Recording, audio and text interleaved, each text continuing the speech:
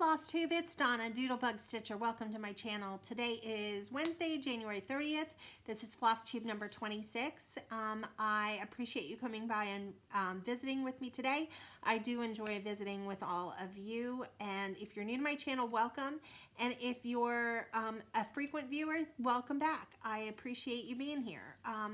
Wanted to just briefly update you on some things with me. So first of all, before I do that, to those of you that are in those areas where the extreme cold is, please be safe.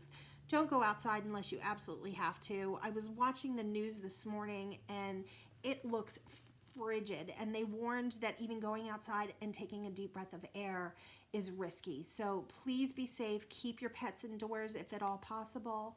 And if you do have to go out, please make sure you cover up and bundle up and just be safe.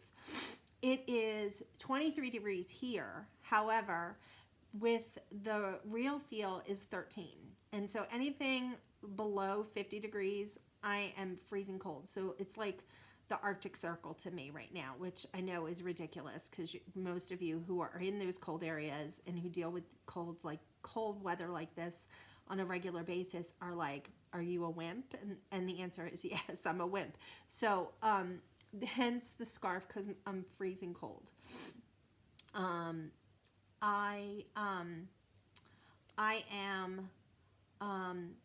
did go last week. I talked about it. My test, I did get the results from that. There's some more things going on with my back. So I see a spine specialist tomorrow. I do have my appointment with my oncologist today, which I'm very antsy and nervous about, because when my cancer originally presented, there were no telltale signs. So there were no physical abnormalities, or, they couldn't find anything on general scans that they did.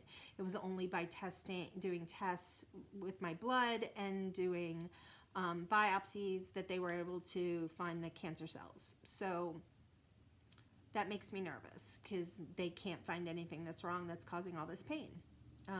They're leaning that it's back related, but I'm still antsy. So my appointment is this afternoon. So if you are a praying type of person, please say a prayer that I get some good news on the big C front.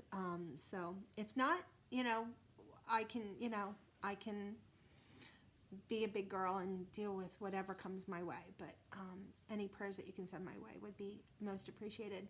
So let's talk about cross stitch. So if you followed me on Facebook, you saw that this weekend there was a flurry of stitching going on by me. I had not one, not two, but 3 finishes, which I'm going to show you. So the first finish was Knee High by Hands On Design. A lot of you have either stitched this or you've seen it. It's a beautiful pattern. I started it, like I've talked about before, I started it this past fall when I was doing school pickup with my daughter. And so since I would have to sit in the car for an hour, this was my stitchy project. And so now if I have to start doing school pickup again, I'm gonna need a new stitchy project because I'm done this. So this is my version of Knee High. If I can get it to lay right. I'm sorry, these were kind of folded up and so they're not wanting to lay straight. But that is mine. I talked about the floss conversion that I did in my last video. So if you're interested in it, go watch that video, number 25. I did have a slight problem on Friday. I had to rip this out. Thankfully, it wasn't all filled in, but when I was doing the outlining, I realized I had put it over one thread, so it threw off the count and it wasn't centered. So I easily fixed that and restitched it. Really, really happy with how this turned out. And I have some ideas for finishing, but that'll be forthcoming. I have to see what I want. For those of you who this is the called for fabric that I stitched it on, which was 32 count chocolate milk from Fabrics by Stephanie. And I had to hunt that fabric down, let me tell you.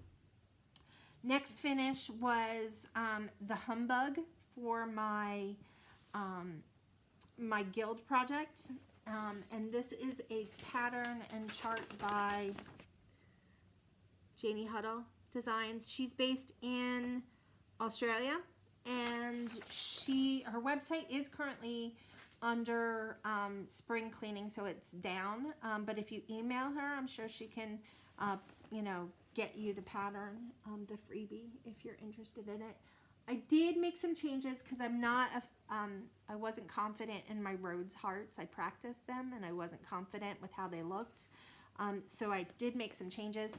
I did a diagonal satin stitch here with a little curved point on the heart. And then I was trying to do something fancy and I'm not happy with it. So you can see that there. So this one here, I'm going to rip that out. I have time. I can rip it out and restitch it. That'll take me like 30 minutes, if that. And then my last finish, since I had done those two on Friday, I was like, well, I need to finish something. I need to stitch on something. I can't just go all weekend without stitching. And so I spun my decision roulette wheel and I got Peace on Earth by Cottage Garden Samplings. There we go. Show the pattern first, Donna. And so I stitched it on this. This was a piece of fabric that I had in my stash.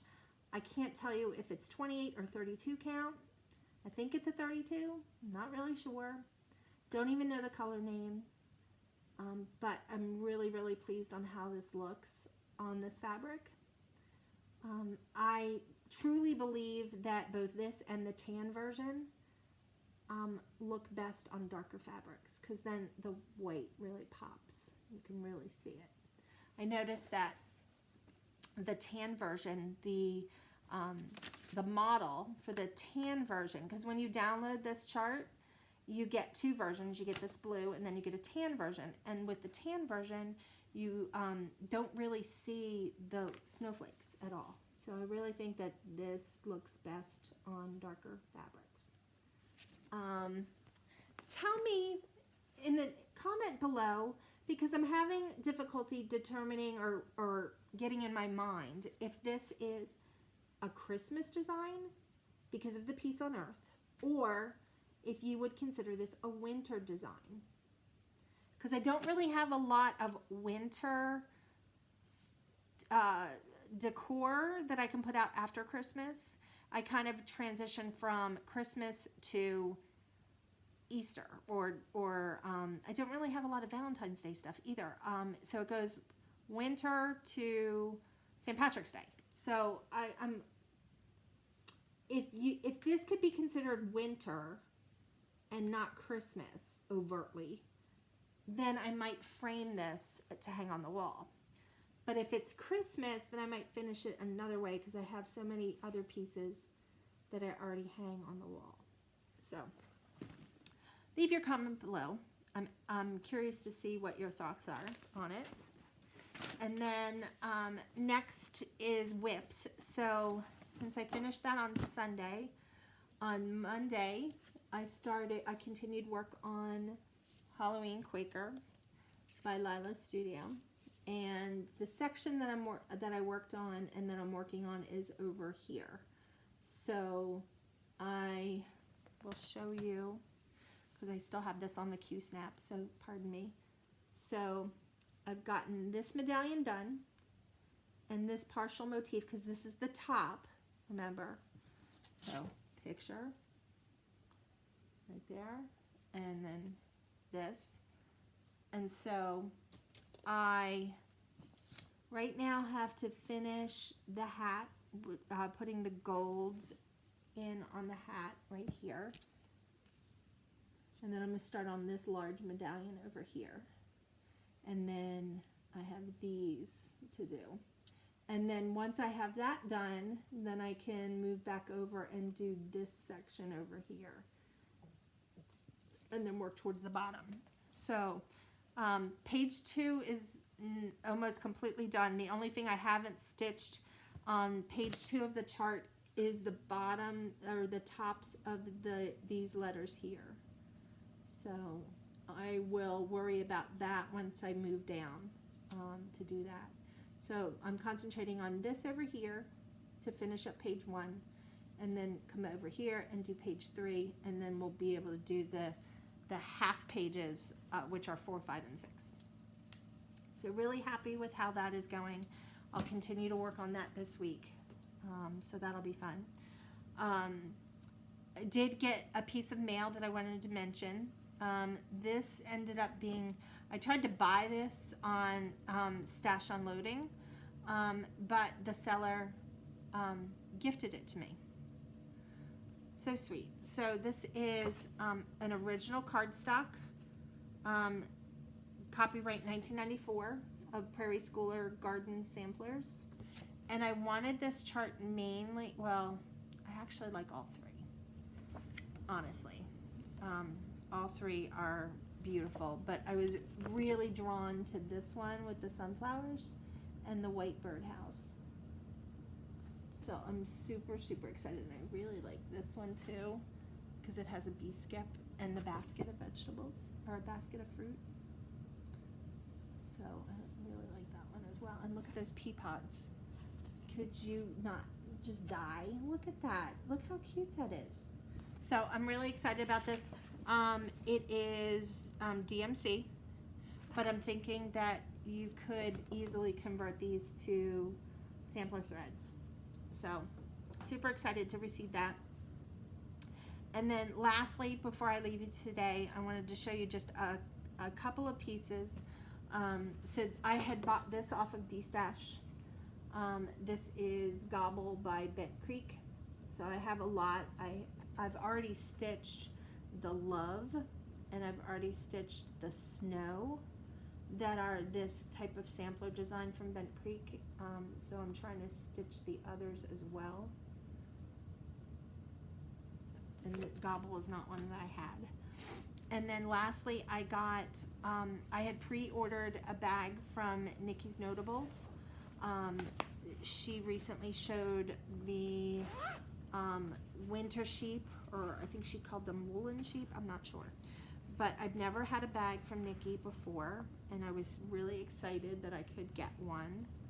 And I bought the large size, which is big enough for an 11 by 11 Q-snap, which is the main reason I got that.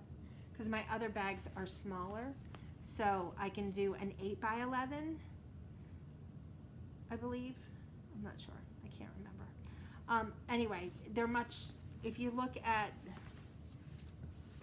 a standard size bag, if I can pull one out. So a standard size bag like this, ooh, hello, like that, versus that bag. So I needed a bigger bag, a big bag like this that I can keep a larger Q-snap in and work from. Love her work, love her finishing. She's got really good, really nice finishing. I really, really like this. And I love this interior fabric. I have to say, if I had to pick 2 favorites, it's hard because I'm really liking this one and I'm really liking this one. But this Argyle is so cute. And look at this one over here, he's so cute. And so they're all cute. They're all just cute. And so I love the pin tuck stripe, and then she did this brown background, and it's got a little, it's like knitting, you know, wool and knitting. And then as a gift, she sent me this accessory bag, which I think is too cute.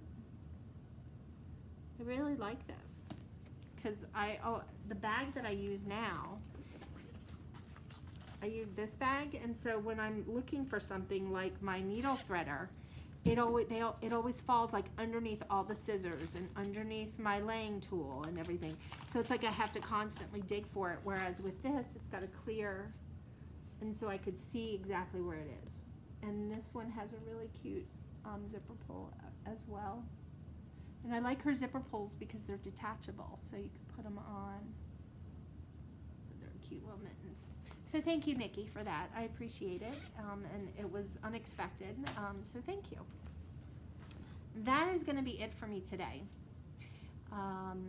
It is about 20 after 10. I'm going to have to be getting ready soon for my doctor's appointment.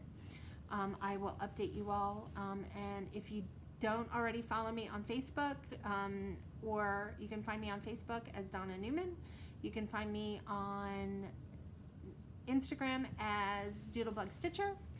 All of my contact information is below. And again, comment and let me know about that piece on Earth. I'd love to read your comments and your thoughts on if you think that that is truly a Christmas design or if it's something I could keep up after Christmas. So I look forward to hearing back from you on that.